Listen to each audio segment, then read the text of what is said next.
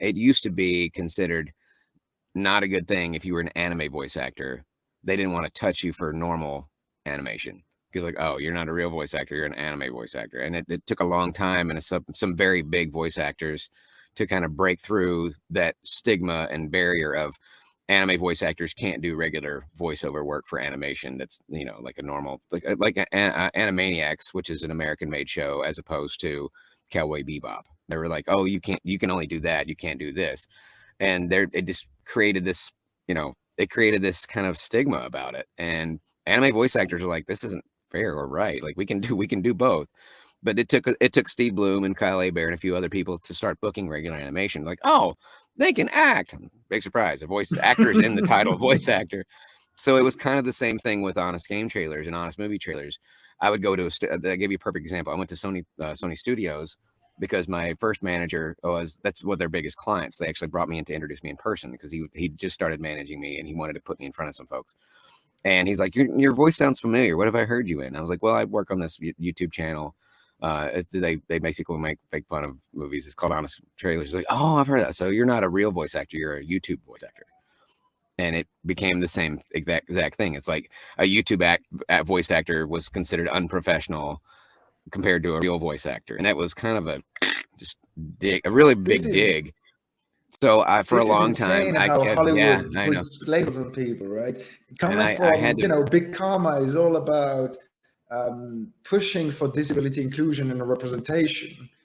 And so when you talk about labels that are this precise and accurate, and it's like, man, we human beings really like doing differentiations. And it's a conversation I've had with Ben Grubbs on the show from YouTube about how Hollywood missed the boat on to create. They used YouTubers in movies for their influence, 30 seconds here and there, but they didn't realize that this was the new creative pool and that this was the new generation of creators. Yeah, we're talking about like 10 plus years ago. And so I kind of just put that aside and didn't mention any YouTube stuff and just showed them because I was a professional voice actor at the time. I didn't have an agent per se, but I had representation, and I had already been booking a lot of commercial work and including some real trailers.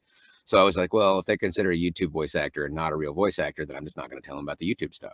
But eventually, thankfully, some people in Hollywood, Ryan Reynolds, decided to collaborate with Honest Trailers on the first Deadpool Honest Trailer because he's smart and he saw the potential for the marketing because he saw that there's way more fans available on YouTube, and this is all he has to do is throw down a few lines and he gets to promote his film to a whole huge amount of people. Yeah, that's why Maximum Effort was such a smart idea. He's very good at marketing. He's very good at making commercials that are interesting and not just informative, but they're entertaining as well.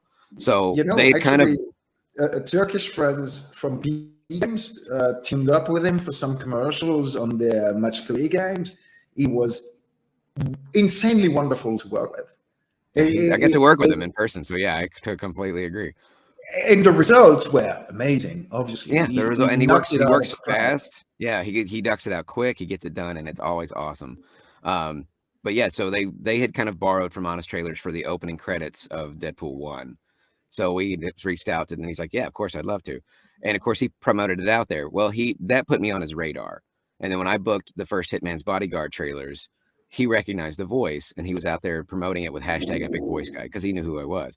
And it kind of just broke that stigma down. Like, oh, there's this whole other thing there. And all of a sudden it became cool or hip or meta or whatever the term was and it was like, oh, so if Ryan Reynolds approves it, then it must be okay. And then people started coming like, oh, so you do. And I'm like, well, there's 500 trailers that I've actually worked on that are not Honest Game trailers or not Honest Trailer. I mean, they're real and they're out there. People don't understand the difference between the silly, campy, like fourth wall breaking version of the voice and the real version of the voice. It's only a slight difference. But I am one of the top, well, not top, but I'm in the about a dozen guys who do movie trailers a lot. I'm one of those guys. So, but yeah, it just kind of became a thing where I didn't mention it until it became a thing that would help me book more work. And then it became like, especially when they opened up short form internet videos to being Emmy nominated, because we got nominated for an Emmy 4 times.